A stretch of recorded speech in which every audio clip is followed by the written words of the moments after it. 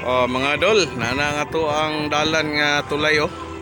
Samal paingon din sa Davao City. Okay, naaragin sa Davao City. Going to Samal Island. Oh, itong makita mga ka-idol nga medyo taob karon kay medyo daot ang panahon ning kahaponon September 18 dinhi sa Davao region. So dagko kayong balod ang atong tulay nga paingon sa Samal oh, grabe murag hapit na maabot. Makita na to ang bangka oh, grabe kakusog sa iyahang lihok no. Unya perting kusuga pud sa balod.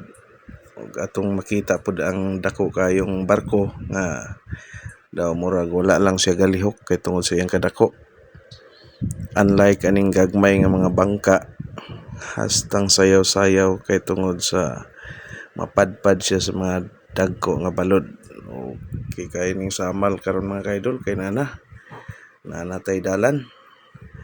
Kita na to ang iyang dalan nga bagong tulay. Oh, nanang tulay sa Davao to Samal mga ka-idol oh. Oh, going to Samal Island. Sugda na gyud. Mga ligo dito din sa balod kayo. Sisoy Beach Resort.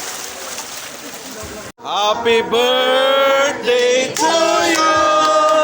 Happy birthday to you.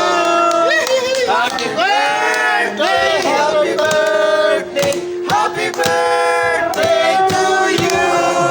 May the Lord God bless you. May the Lord God bless you. May the Lord God, may the Lord God, may the Lord God bless you. Happy birthday! Birthday!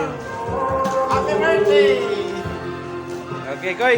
Salamat kayo! Ano sa imong ikastorya kay Luar? Wishing you a Wishing you a happy birthday. Hindi yun ang sa tuon na yun kayo sa kanyunan. Ano nga kami, nakigsandurot sa mga. Okay kayo. Ako yung alam sa birthday na itong tawag. Pwede makahilakol? Ano sa imong ka-great bro? Happy birthday, Brad Luar. Wish you happy in your natal day. Yes. God bless you to you and to your family. Yan. Okay. Happy birthday bro Luar.